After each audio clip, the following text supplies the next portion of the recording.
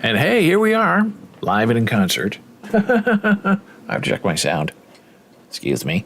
Oh, I almost knocked over my water. Just to make sure we are live. Do we have sound? Do we have sound? Testing, 1, 2, 3. Just to make sure we are Okay, we do. Hey, that's what happens when you have your own show and you're all by yourself.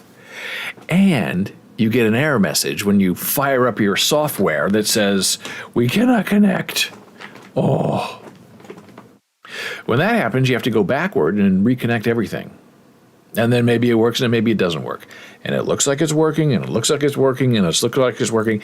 And then you listen and it's not working. But so far it seems to be working. So far we're in good stead. Well, coming to you live from the East Coast of these United States at high noon Eastern. There's no noon outside because it's been cloudy for 3 days. And the temperature is currently 45 and the wind is at 9. So it's a little windy, rainy, ugly, but it's better than snow. It's better than 20 degrees, better than 0 degrees. And yesterday I had this conversation with my skin doctor. And he said, can you believe we're in the middle of January and it really hasn't snowed at all? I said, it is weird. We had that little cold snap for about 3 days where the wind gusted to 35 miles per hour and there was a lot of rain, but not snow. And he said, yeah, but that was nothing. And that's true. It was nothing. And my skin doctor was not in a great mood yesterday. A little bit of a foul mood, which is not a great thing for a patient like me. Usually I go in there and it's very quick. I'm usually in and out in about 20 minutes. I go in there, no waiting, which is shocking for this part of the United States. When you visit a doctor, usually you're sitting there for half an hour, 2 hours to see a doctor. They overbook. And the doctor is in no hurry to get to the next person, usually. So they book, these meetings for 5 minutes, let's say, and the doctor spends 10 minutes with you. Right from the go, the doctor is 10 minutes behind. So it's good to try to get in there first, second appointment of the day. Because if not, if you come in at night, the doctor's going to be very, very behind.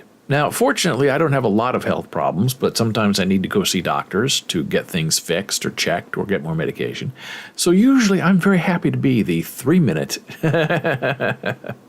patient meeting. So the doctor can get caught up. I really have nothing to say and I want to get out as fast as I can. So usually I go in, skin doctor, sees me, takes an acid pencil, talks to me for a little bit, asks me what's going on, chats with me, rubs the acid pencil all over my beautiful face.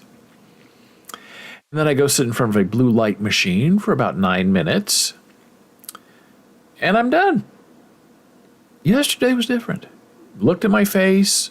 Oh, ooh. And then didn't speak to me for the rest of the appointment. He just went over to his desk and fired up a syringe full of, I guess, numbing stuff.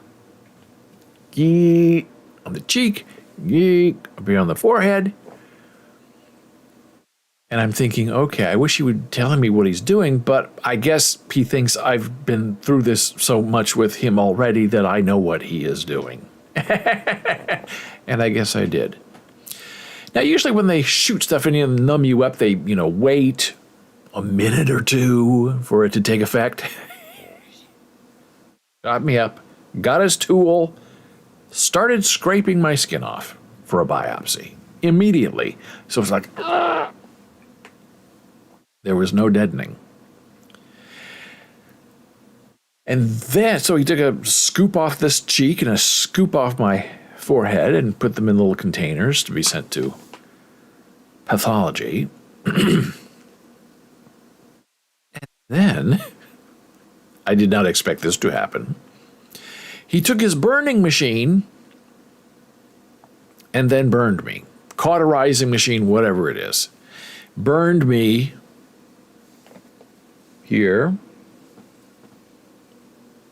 Scraped and then burned.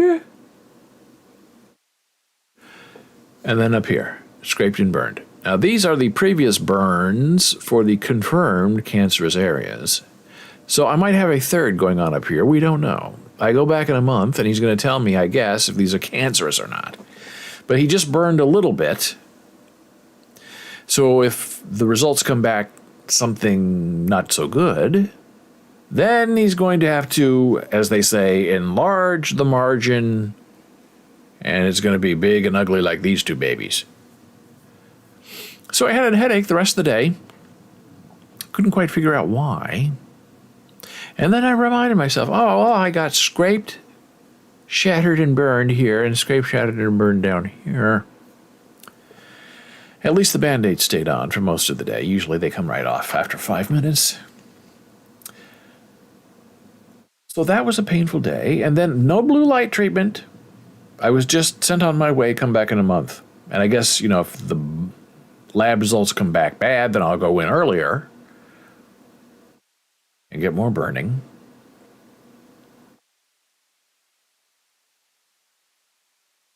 So another thing that's very interesting is when you're on the internet, you're always, looking for new information, looking for things to discuss on the show, looking for new kind of vegan foods that are delightful and full of deliciousness.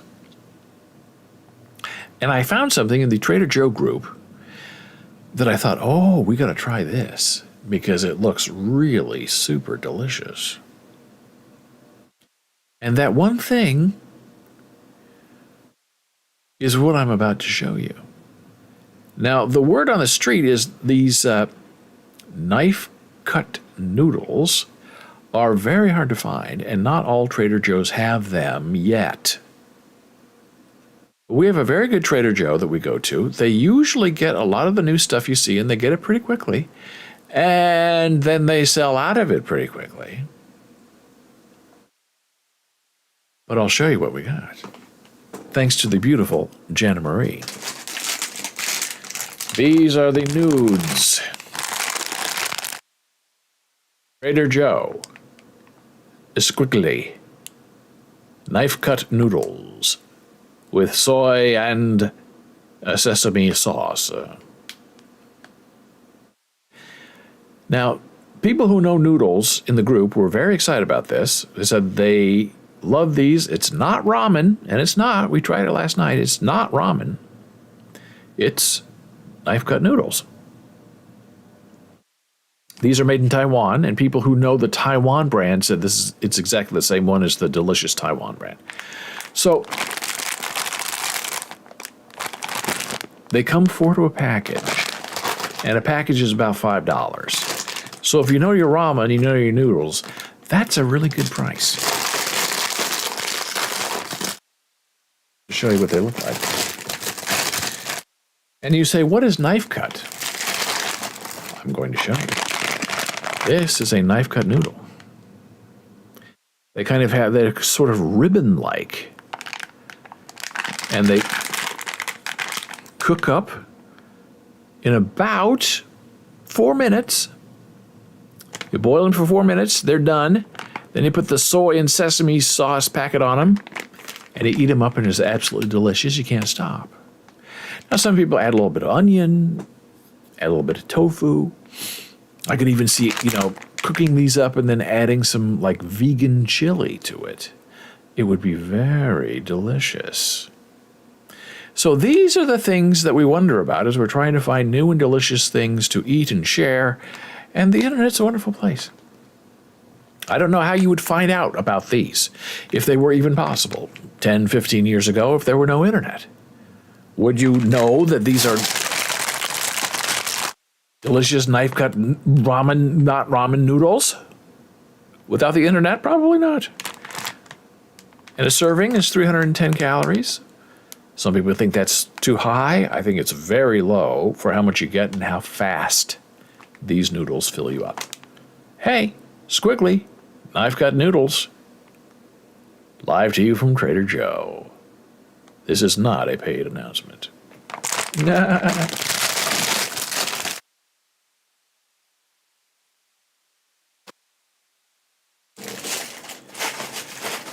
So what else is going on in the news? Well, as you can see behind me, I have two beautiful Les Paul guitars back here. I have two other beautiful guitars back over here in the dark. Also Les Paul guitars. I love Les Paul. And the death of Jeff Beck at the age of 78 because of bacterial meningitis is just sort of saddening and devastating. And he's a little ahead of me in age.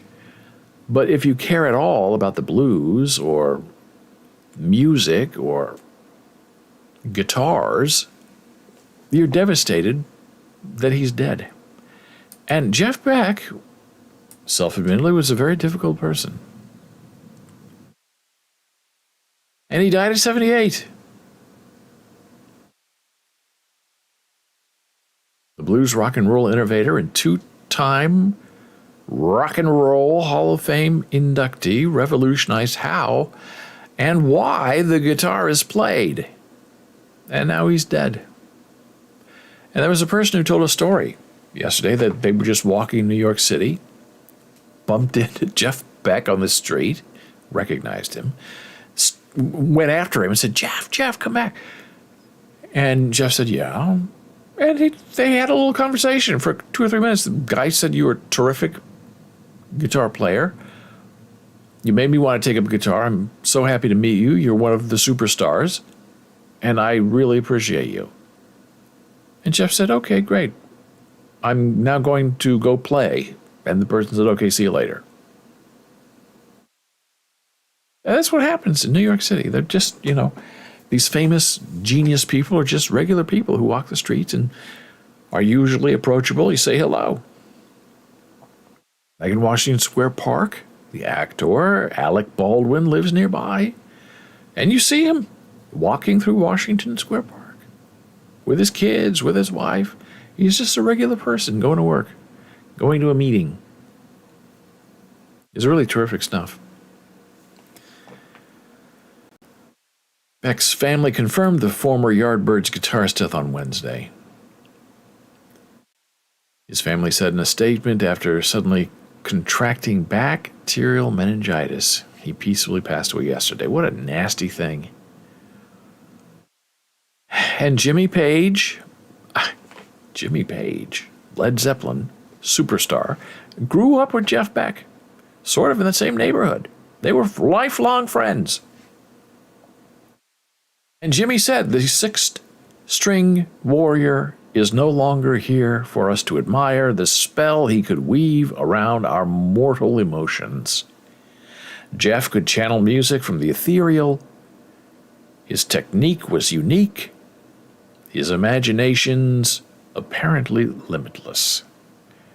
Jeff, I will miss you along with your millions of fans. And Jimmy Page is what, 79?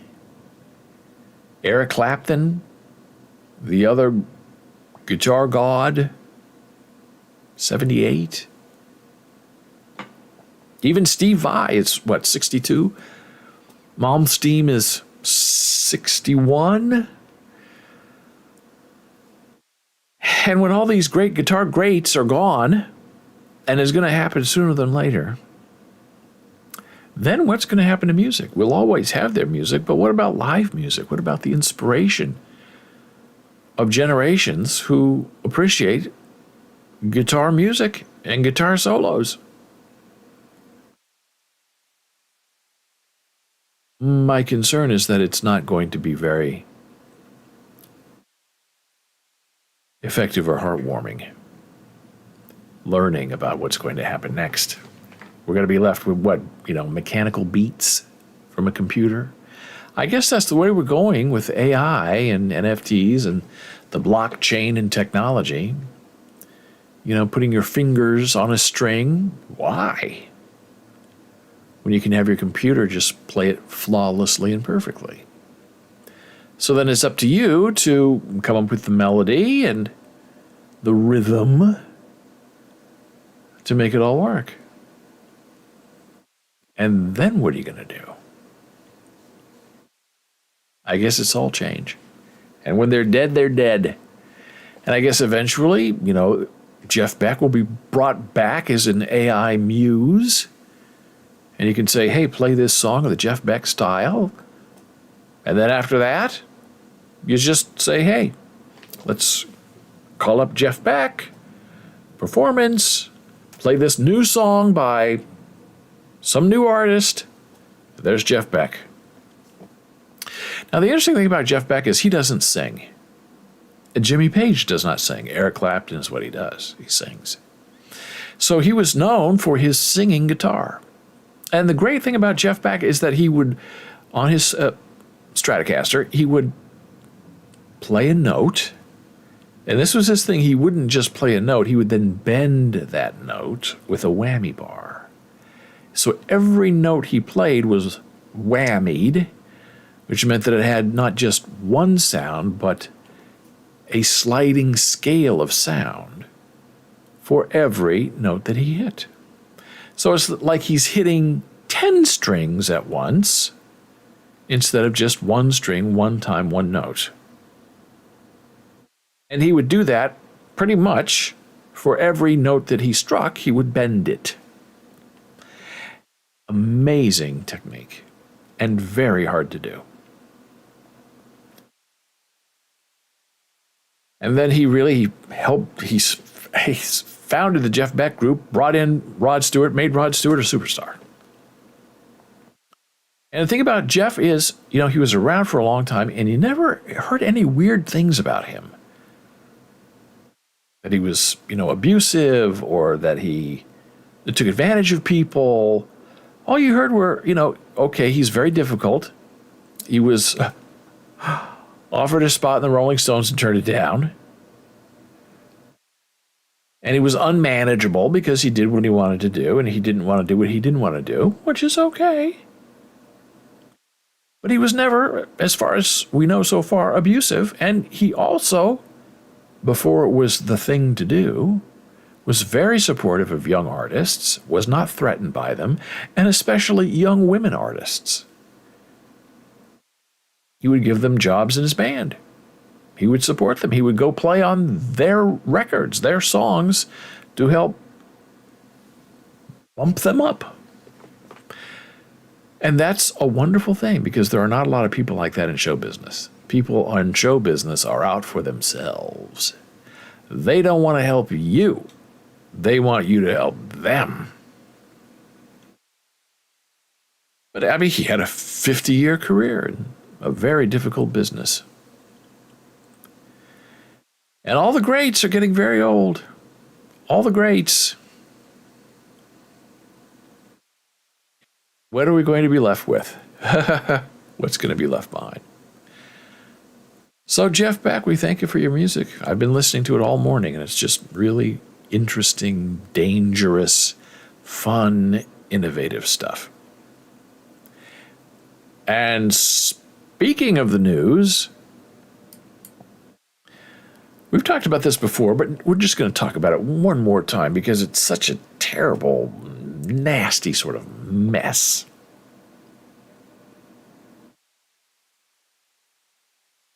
Local news in America is dying.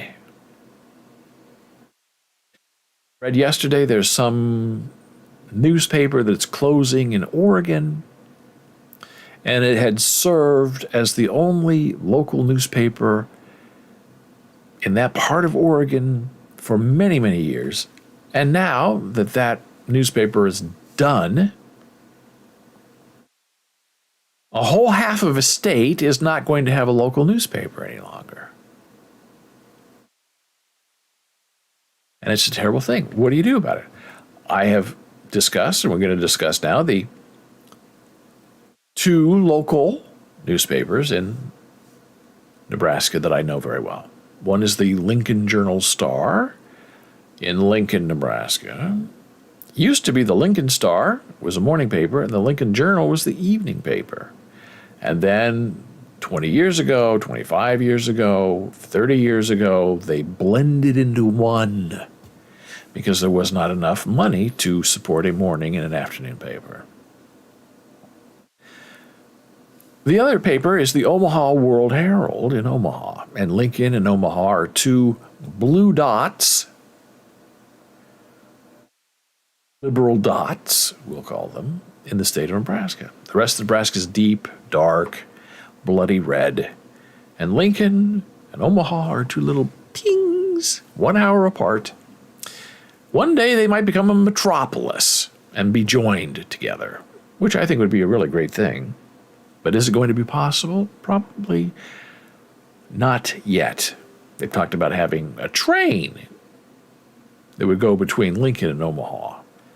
And instead of taking, 45 to 50 minutes to arrive from Lincoln to Omaha, it would take 30 minutes. Get on the fast train, just makes one stop, get on in Lincoln, get off in Omaha, boom, boom. Yeah, there were people who worked in Omaha and lived in Lincoln. And they would go back and forth each day, an hour there, an hour back. And I was always amazed by it, and a lot of my friends were too. How could an hour to commute to work? It's impossible. And then you get out in the real world. On the East Coast, Los Angeles, Chicago, and you find out, taking an hour to get to work wherever you happen to live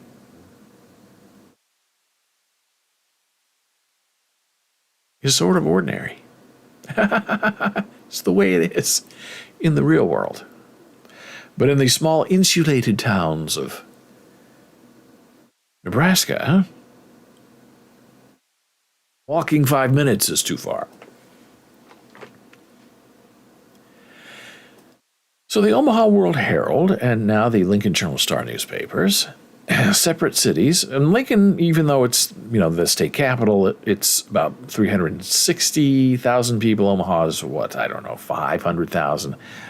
Omaha is the metropolis, a big urban core, and Lincoln is a smaller town, a little more homey, a little more sad. That's where the university is. Very quiet, laid back.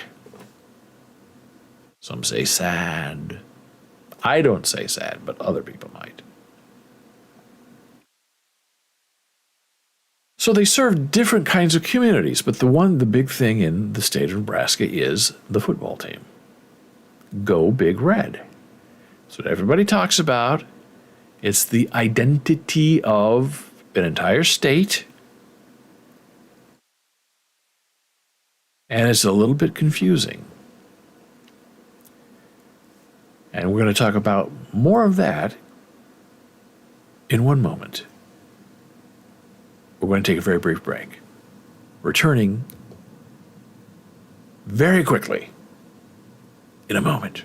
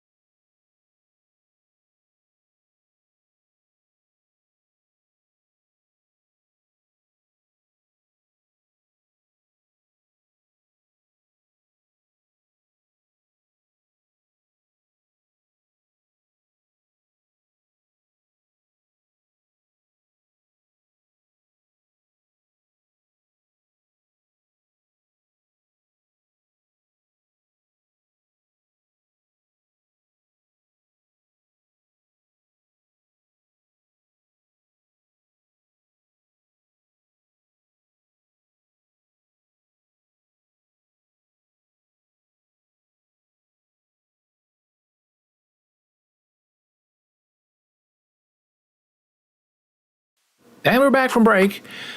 I'm David Boles. This is Boles.television. It's Boles.tv. Now, I'm trying to fix the thing because my head was cut off, and I think it's okay now. You never know. It's the delight of doing a live show. So, hey, here we go now, back to this. And the death of local news. And it's dismaying to me because the Omaha World Herald and the Lincoln Journal-Star are now owned by the same company. Do they need to have two different staffs? Two newspapers, two staffs of people covering the Huskers and the legislature. No, they don't. So this is the Omaha World Herald front page. Bill appoints Governor Pete Ricketts to the U.S. Senate. And just right there, big old stinky, scammy, yucky stuff where Ricketts was the governor. He got term limited out. The new guy comes in and picks the Ben Sass replacement to be the governor, the former governor. Yes, just gross. This is the Lincoln Journal-Star newspaper front page. And this is all about eggs. But as you can see,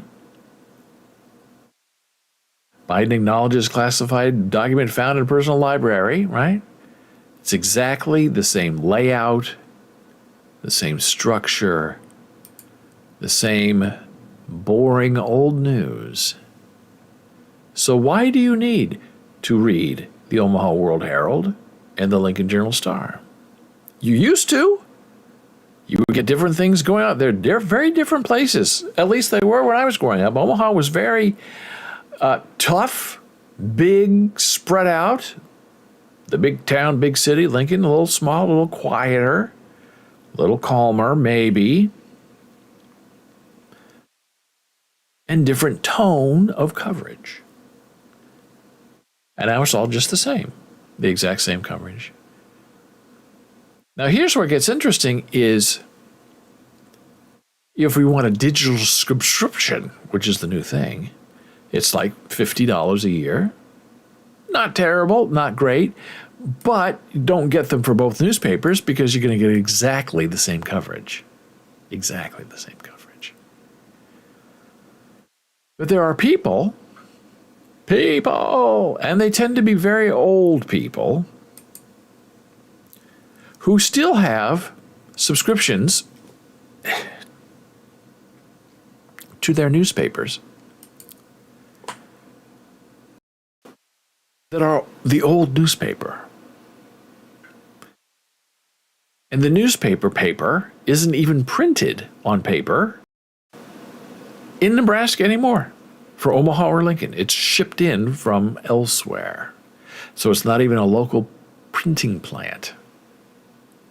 And if you want home delivery of the newspaper, you're going to pay $26 a month for a newspaper, paper, with advertising and all that awful, ugly stuff that nobody cares about. But some people like the blow-ins, as they say, the coupons as they want and as they wish. But it's interesting trying to figure out how this is going to be economically sound to sustain two newspapers with identical coverage. They each want $26 for home delivery or $50 for digital online servicing. And they both cover the Huskers, which is really the only thing people care about, in exactly the same way. So is one of them going to die? Is one of them going to come together and be fused with the other one and just have one, big newspaper for Lincoln and the rest of the state? Or you just close it all down, like they did in Oregon. Well, Lincoln, Omaha, they don't need their own newspaper. They can just go get it from Kansas City. It's the next big town nearby. Go to Kansas City, Missouri.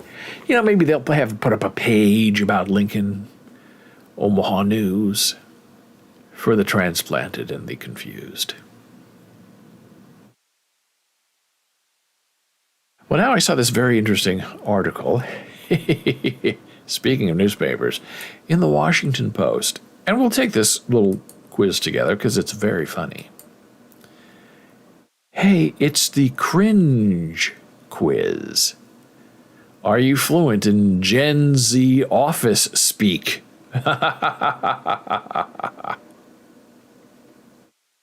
So this is a great test for old people like me who don't know the lingo of the young kids. And if you have to work with them or if you have to email with them, they're sometimes not speaking your language, or if you have to put it the other way around, you don't get the language that they are speaking. So what are you going to do? Well, the Washington Post put up this fun little thing. Let's put your knowledge to the test. Find out how you fit in. 6 questions based on how our conversations with Gen Z workers go. And this is the first question. Your Gen Z colleague reacts to something you said with a skull emoji. What is that person likely conveying? Laughter? The end of life? Destruction? Or Halloween? Now, I don't know why any of those would even be appropriate in a work situation. I don't like emojis because they don't say anything. You can type "I'm crying" faster than you can type in a crying emoji face. But I'm old. I don't fit in. So somebody sends me this skull. This is what it looks like in a drawn figure. Are they laughing at me? With me? At me, because I guess it's something I said. The end of life, destruction, or Halloween. Now, laughter, a skull does not suggest laughter to me. The end of life, a skull, to me, is death. Poyoric, I knew him well. Destruction, I guess it could be. Halloween, yeah, but I know it's not Halloween. So I will say the end of life. And I'm wrong. The correct answer is laughter. I don't get it. I don't understand it. I don't know what it means. I guess I'm old. For Gen Zers, known as Zoomers, I didn't even know they were called Zoomers. That's how far out of it I am. And the problem is, I don't care. I'm not really interested in being in it. I'm very happy being out of it. Which is exactly what you're not supposed to say, because then the young people say to you, oh, he's old and dumb and stupid and not with it. We are Zoomers. Emojis don't solely carry a literal meaning. Gen Z natives who grew up using social media and digital devices to communicate, so they often use emojis for connotations versus denotation. In this case, the connotation of the skull centers on the idea that the person is dying from laughter, or that the comment was so funny that the person is dying and dead. A lot of Gen Z's humor has a cynical edge, so some emoji use, like that of the skull, can have meanings that older colleagues might find odd or confusing. But cynical humor has been a source of bonding for Gen Zers as they deal with economic worries, climate change, and gun violence. Well, so are we, and we're not making the weird things. You assign your Gen Z colleague a task on Slack and end the sentence with a period. What's risky about this message? But it's punctuation. See, this is why I work alone and I work by myself, for myself, because I would not get along with a colleague who is offended by a period. What's risky about ending a sentence with a period? Gen Z hates Slack. Gen Z only reads messages that arrive via email. That's not true. They don't use email at all. Gen Z might interpret the period as a mere suggestion versus an assignment. Gen Z might interpret the period as a sign of anger and coldness. Well, I'm starting to play along with the game now, and I believe the answer is this one. They're going to be upset that you have ended the conversation by placing a period. They think you're being domineering and old, and you're an old man yelling, "Get off my steps, you ridiculous young children." That is my vote. I am correct. Because, here's the reason why. Because Gen Z grew up communicating digitally, the way the generation uses punctuation marks may be different from their elders. Now this bothers me. Periods don't really serve a purpose anymore. What? Talking about the illiterate generation. A typed communication should be the same if it's email or text or something printed on a page. Every single sentence is sent in a separate message. So that's why young people omit this kind of punctuation. So I guess instead of putting a period, you're supposed to just hit send.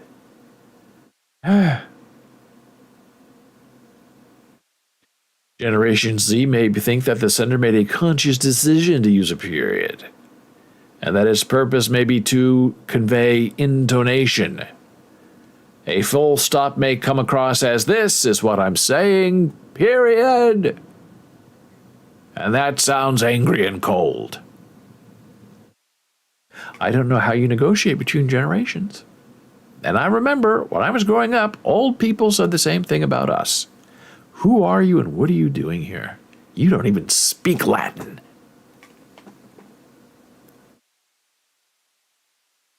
The only punctuation marks that Gen Z still commonly relies on are exclamation and question marks to convey emphasis or inquiry. But no period. And forget the semicolon and the em dash.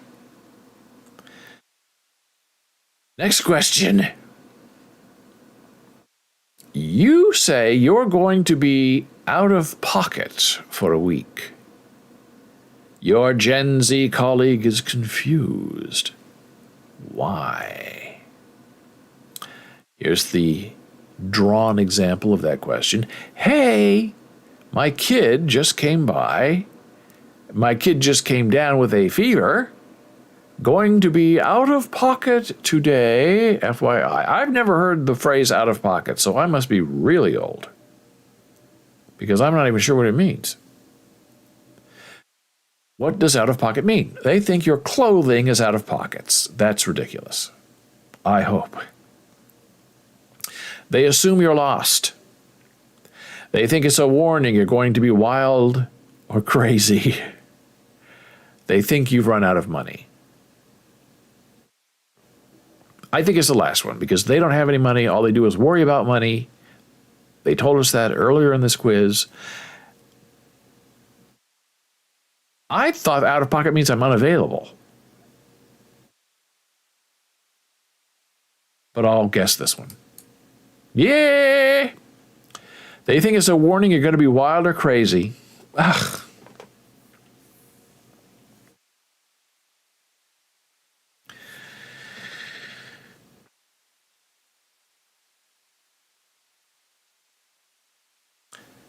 You may have thought out of pocket only meant being unavailable for a certain period of time. Yes, I do. But not for the Gen Z. It has another meaning. Suggesting something is inappropriate or wild. Creative word usage is frequent among young generations, and that occurred even before the digital age. Younger generations often develop different meanings for words and expressions, sometimes on purpose and sometimes simply because the word or expressions were not commonly used when they were growing up. I read that mid, M-I-D, is, I guess that's a bad thing now. If someone says you're mid, middle, middling, I don't know. Social media made it easier for Gen Z to make new word usage spread around their age group. But in the same way, a word or phrase that may mean one thing today could have a new meaning tomorrow. And even different meaning 1 year later. Sometimes meanings come from pop-up culture like music, movies, or even social media influencers. Well, I think I have 1 out of 3 right so far, so let's continue the charade. Question number 4. You sent an email to a Gen Z colleague asking the person to complete a task. You, as an old person who doesn't know anything, had a smiley face at the end of your paragraph. Your Gen Z colleague becomes worried. Why? Oh my gosh. A smiley face brings worry. Now, I was of the generation of the 70s where the smiley face was invented. The smiley face is only a good thing. Your colleague doesn't want more work. The emoji makes your colleague think something is wrong. The emoji makes your colleague think you are happy there's more work. Your colleague hates emojis. Well, that's not it because that's me, not them.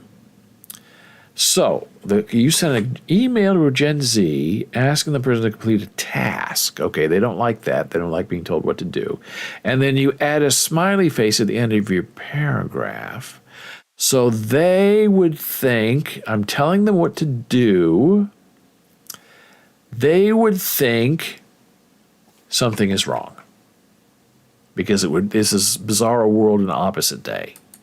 I got that right. Bizarro. A smiley face is a bad thing. The Gen Z often find greater nuance in different smiley face emojis than older counterparts. The range in different smiley faces offers a diversity in the level of enthusiasm a Gen Z person might express in a text-based message. But the plain smiley face, which on some services automatically converts to a colon and close parenthesis into a smiley emoji, doesn't emit much enthusiasm and could come across as passive-aggressive. So you add a smiley face, smile, having fun. Oh, you're being passive-aggressive. Oh, how could you survive in the world with this going on? This is dismaying me. It looks like it's only slightly smiling. Gen Z interprets that as, okay, I guess you're not really happy. That could change if a person uses one of the more enthusiastic smiling emojis, like the one with closed eyes and rosy cheeks. The one smiling with open mouth. But by using the slightly smiling face that we grew up with, you may be unintentionally expressing uncertainty or a lack of positivity to your Gen Z colleagues. Captives, really.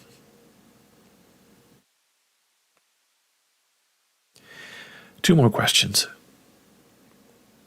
Your Gen Z colleague responds to something you said with a painting nails emoji. What is this person expressing? Painting nails, there's the figure drawing of it. It's time for a manicure. Your calling is suggesting sass, pettiness, or nonchalant confidence.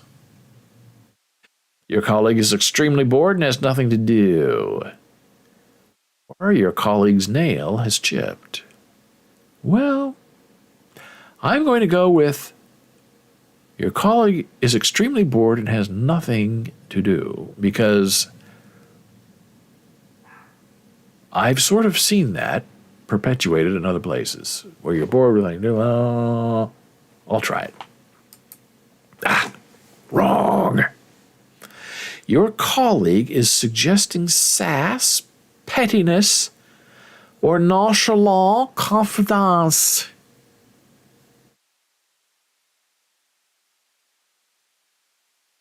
I'm getting very dismayed by this whole conversation. Gen Z is going for a non-literal meaning with nails emoji. How would you ever know that? The manicured hand could have several different nuances, including some of sass, pettiness, or nonchalant confidence. You're doing your nails and not caring about what else is happening. Well, isn't that what I said? You're bored and has nothing to do. That's what I guessed. Kat says because so much communication happens online, people don't get the benefits of hearing someone's vocal tones or reading body language or facial expressions. That's been true since the beginning of SMS and text.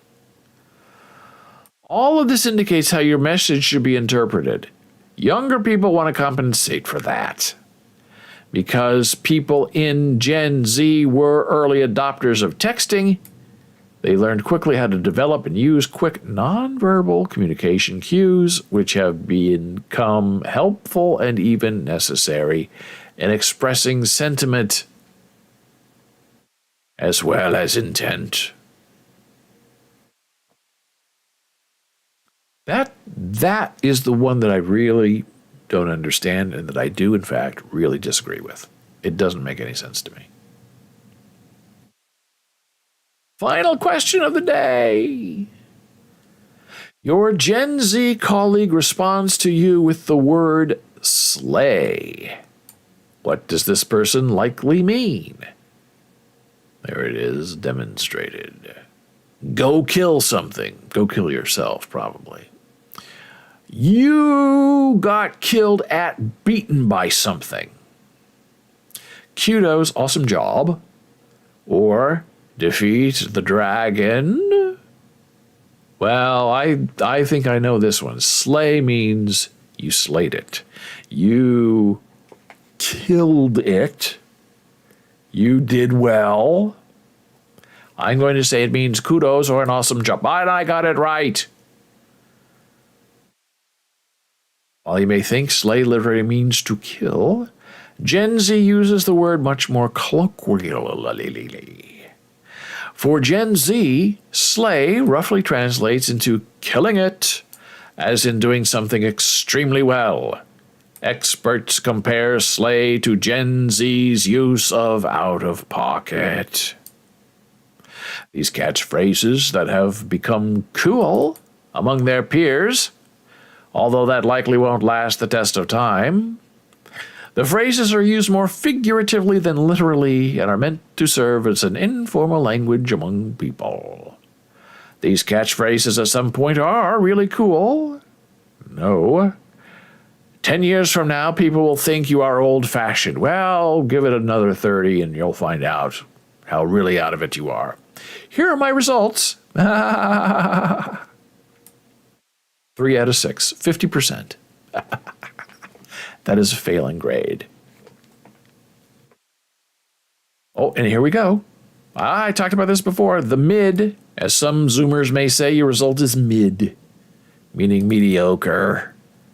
You got enough right to generally understand your Gen Z colleagues, but every now and then they may throw you a curveball.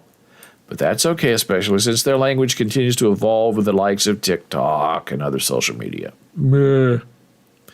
Experts advise that workers be open to asking one another questions when they don't fully understand a comment or a reaction. What are you talking about?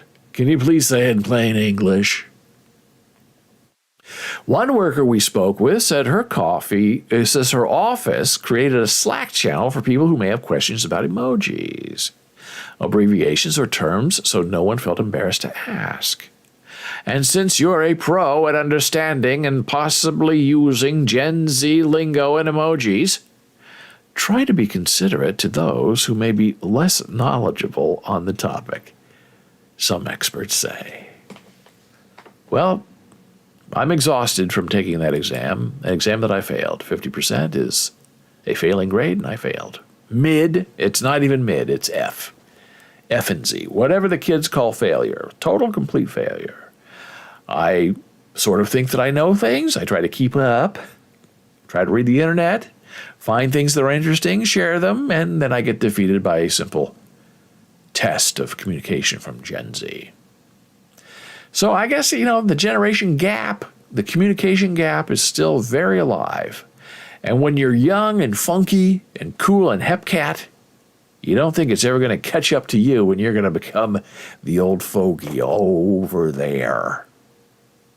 And so it goes, and so we all still are. I thank you so much for being here today. We have come to the end of our time together. I thank you for being here and for participating. If you have any questions or comments, you know where to find me. Otherwise, I will see you again soon. Enjoy your day and have a wonderful, good sleep. Take care. I'll see you soon.